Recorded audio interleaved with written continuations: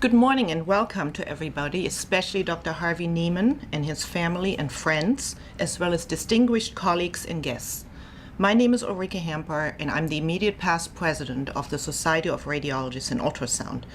On behalf of the entire executive board of the SRU, which includes the current president, Dr. Rusty Brown, the president-elect, Dr. John Cronin, and our treasurer, Dr. Mitch Tublin, as well as my the secretary of the SRU, Dr. Deborah Levine, who is here with me today, it is our privilege and honor to present to you this award today, the 2014 SRU Distinguished Service Award. Dr. Neiman, this award was established by the SRU Executive Board in 2007 to honor SRU members for outstanding service to the society in the field of radiology. The recipient is selected each year by the Executive Board and the nominating committee, which consists of the president-elect, and the 3 immediate living past presidents. Dr. Neiman, you served as the 6th president of the SRU from 1985 to 1987, and you were the unanimous choice of the committee for this award today. It is just a small token of our appreciation for all that you have done, not only for the SRU, but for the field of radiology at large during the past decades. So thank you very much, Harvey, for your many years of loyal service and support of the SRU, and congratulations on being selected to be the recipient of this special award today. I'd like to now ask Dr. Paul Ellenbogen to say a few words about Dr. Harvey Neiman. Thank you. Good morning, Harvey. Morning, Paul. Nice to see you.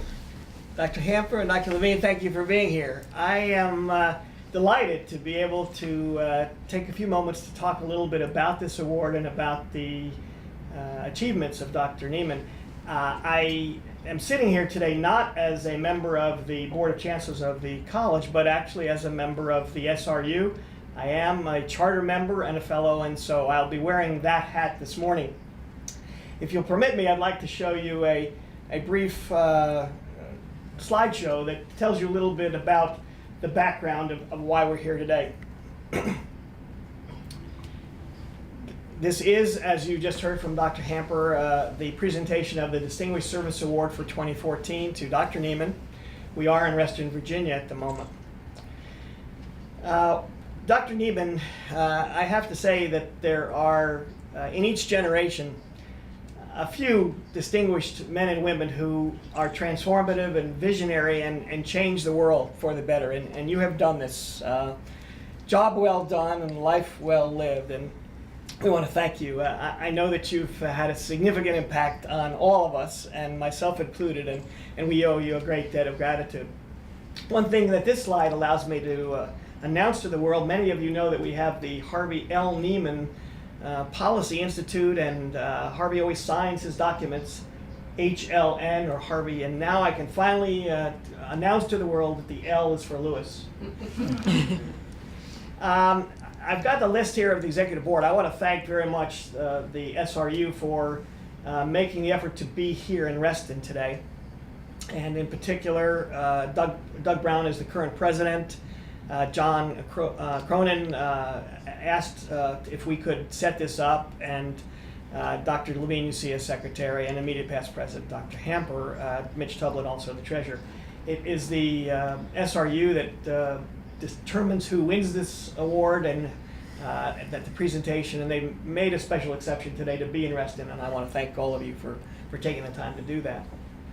Just a little bit more history. This award, as you heard, was established in 2007, and you can see the names of the people that have preceded Dr. Neiman.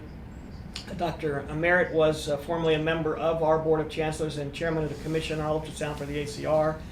Fay Lang, Al Kurtz, Pete Anger, Michael Manko Johnson, Barry Goldberg, and George Leopold, all very distinguished ultrasound experts and well known to the ultrasound community.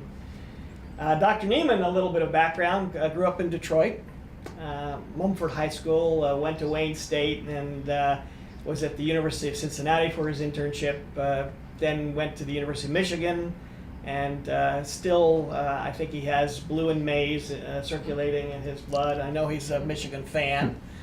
And he's has a distinguished academic career, starting out at the University of Michigan and then Northwestern, University of Pittsburgh, at Temple.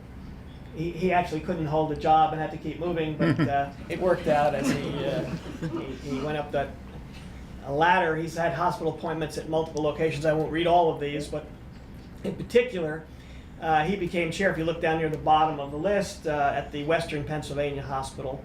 And many distinguished events took place there, and many of the colleagues that he worked with and trained at the Western Pennsylvania Hospital have made significant contributions to the profession of radiology.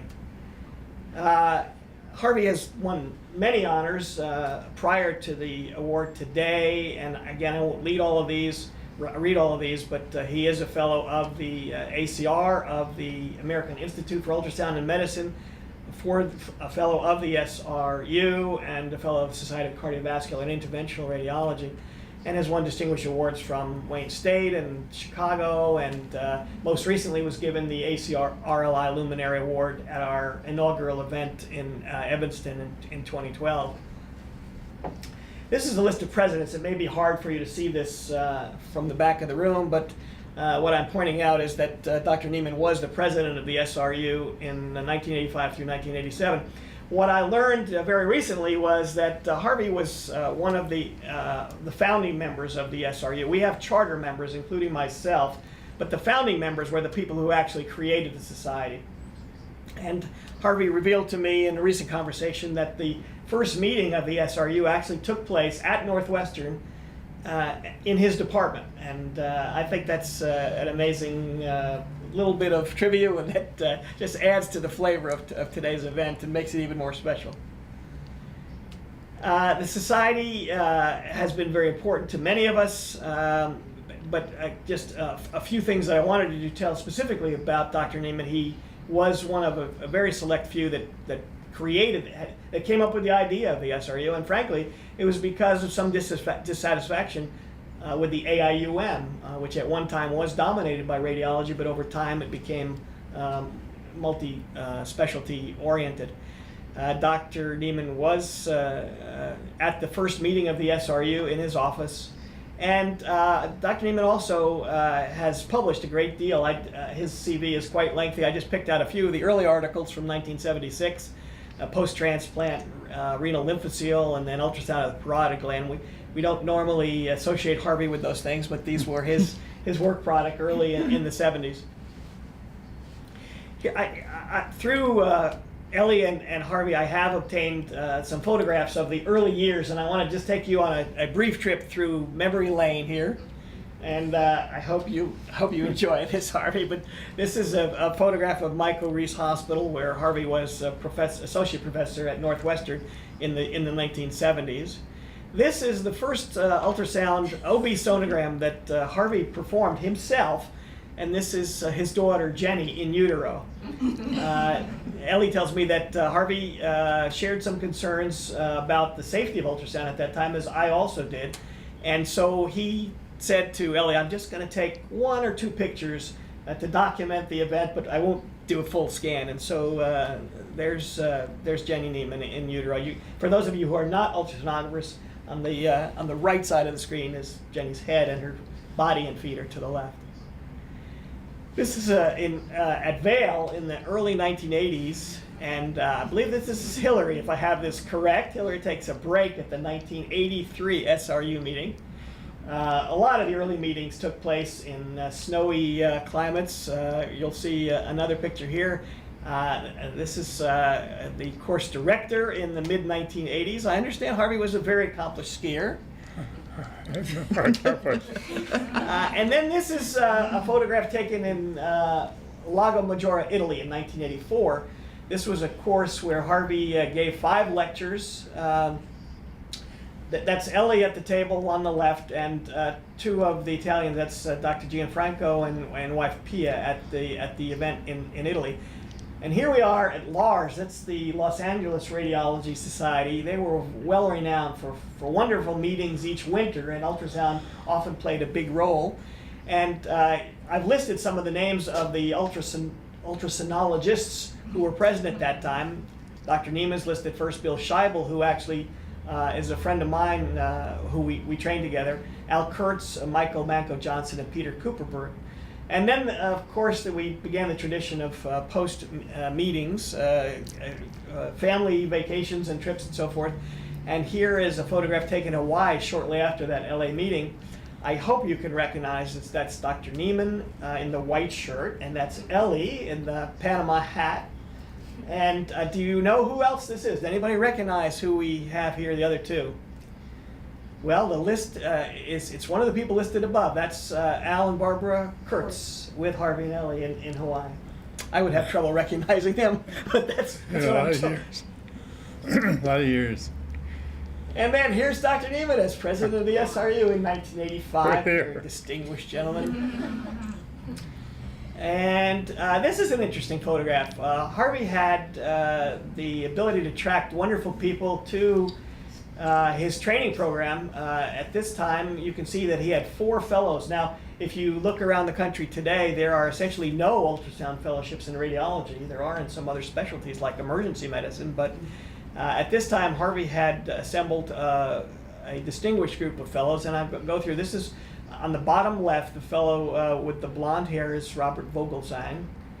And the second row, that's Neil Joseph. Then obviously Dr. Neiman is in the center of the photograph. And then Salvador Malave is there as well. And then there's a young lady on the bottom right. Does anybody recognize who that might be? I was young once. Well, it's one of our audience today. That's Ellen Mendelsohn as a resident with Harvey. Now the other 4, I'm not sure. I think they're in the witness protection program. But the Ellen we know about and has gone on to a very fabulous career as well, and is on the faculty at Northwestern today.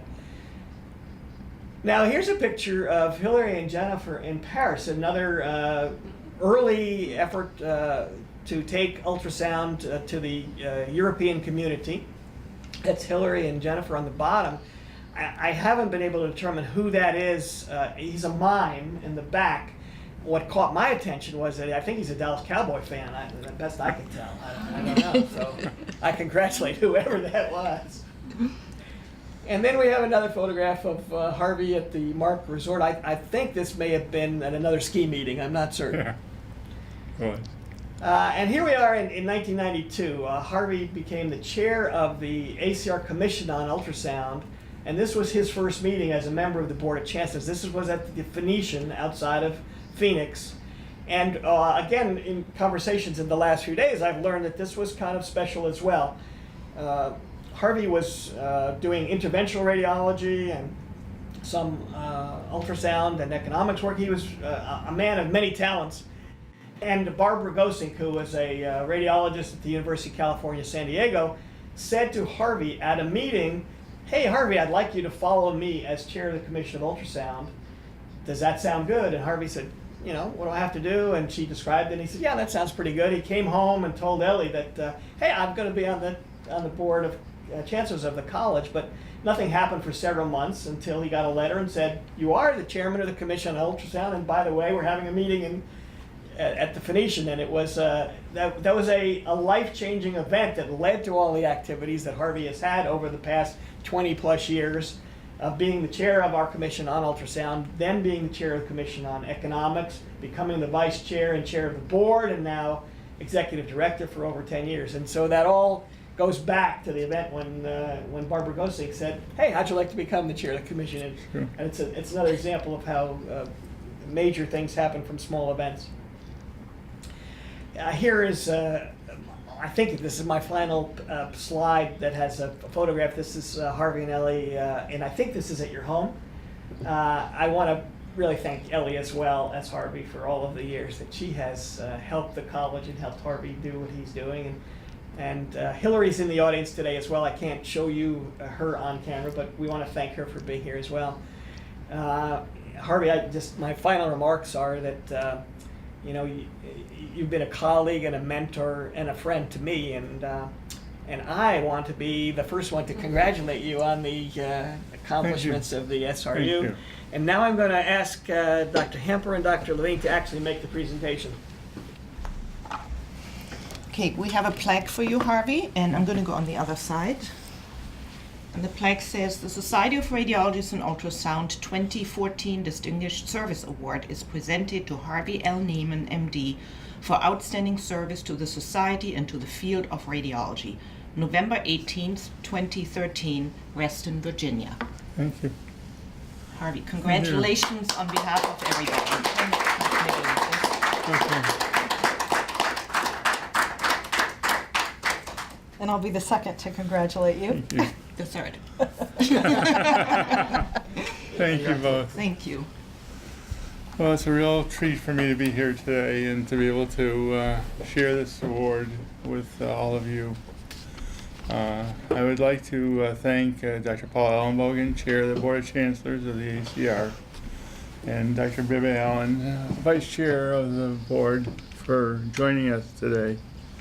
Dr. Ulrike Hamper, immediate past president of the Society of Radiologists in Ultrasound, and Dr. Deborah Levine, Secretary of the SRU and Chair of the Commission on Ultrasound of the ACR, are our special guests. And I would like to acknowledge them as well as our members and guests. I am truly humbled to accept this Distinguished Achievement Award from the Society of Radiologists in Ultrasound for the year 2014.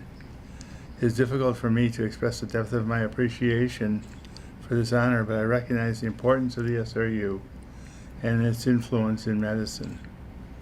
I started my residency in 1969 at the University of Michigan. Clinical ultrasound was not yet invented, but during my fellowship year, a few years later, I got exposure because the first commercial product was introduced, this being an A-mode machine. And for those who did ultrasound early, they know what an A-mode machine is. It's pretty basic.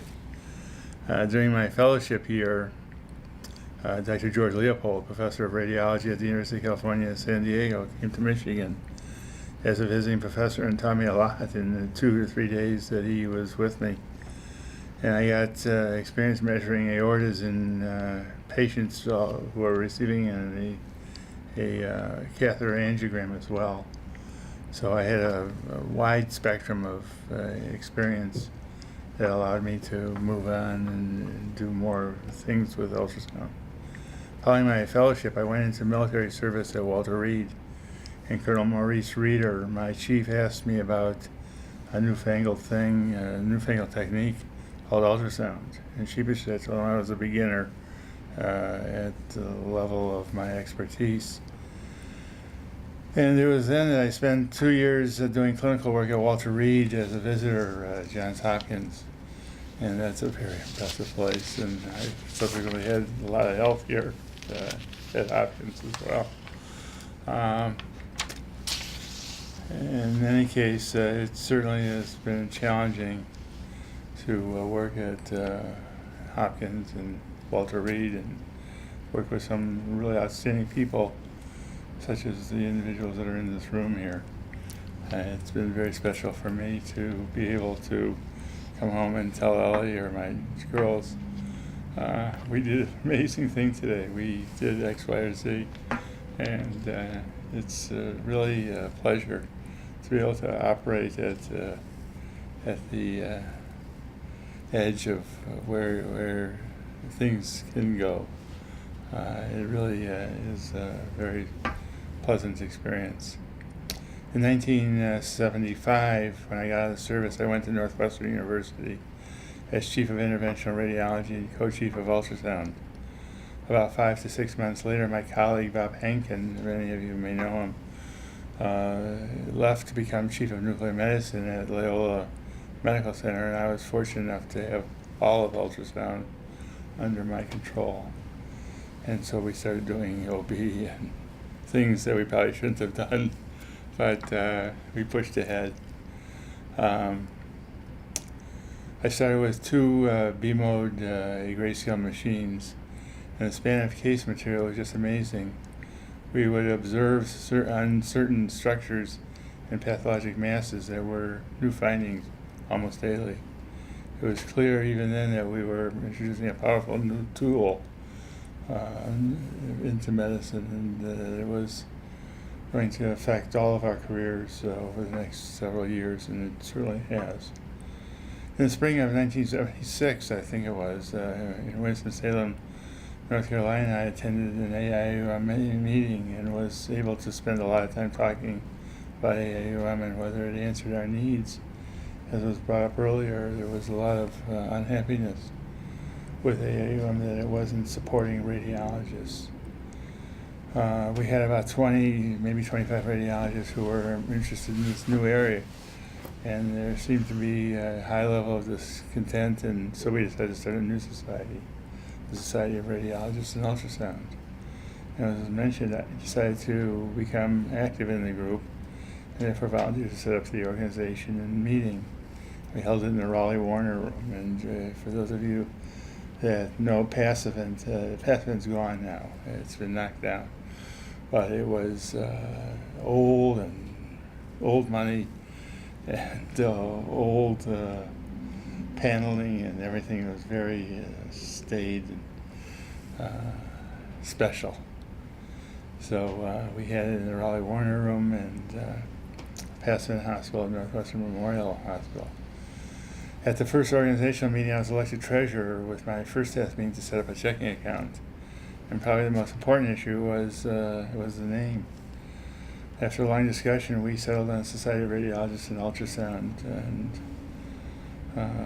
of the SRU, and it was one of the decisions that was very important for us because we had to characterize correctly the society that we were forming, and I think we did a good job because it's been around for a long time now.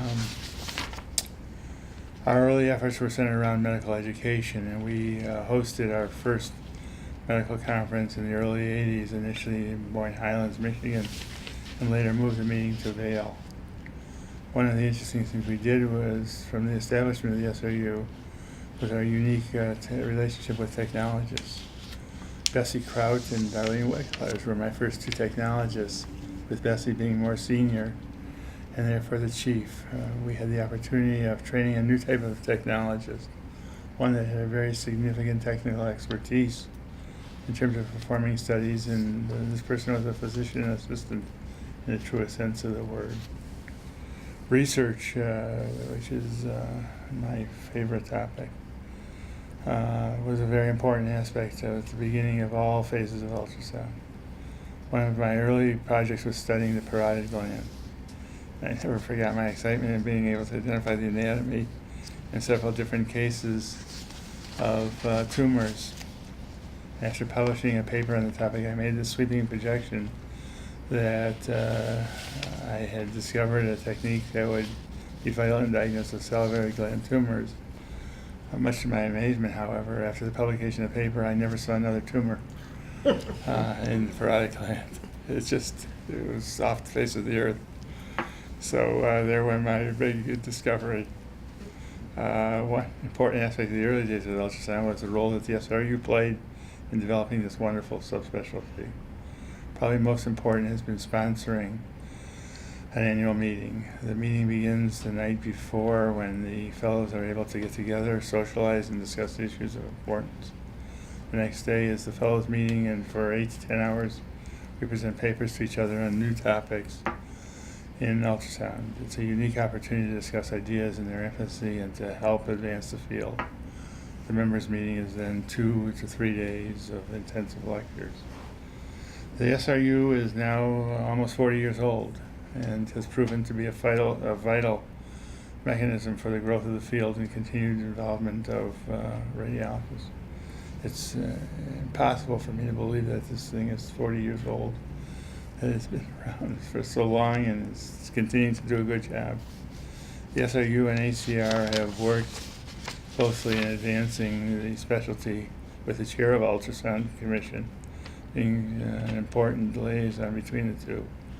The SRU has played a critical role in ensuring that radiologists maintain control of key aspects of this important modality. I feel confident that we will work out a compromise with ER and ED physicians somewhere down the line. We'll make some progress with them. Moving forward, I know that the SRU will continue to advocate for important aspects of ultrasound and especially the value that radiologists play in supervising clinical material. It has been enormously exciting for me to participate.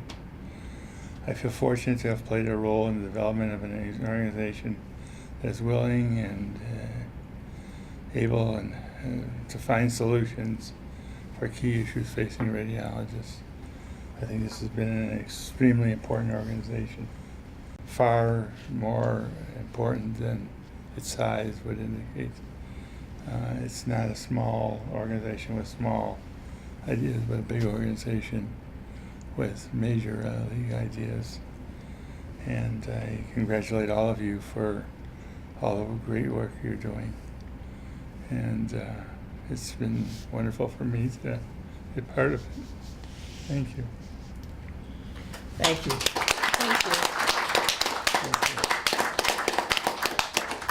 That concludes our awards presentation. Thank you all very much.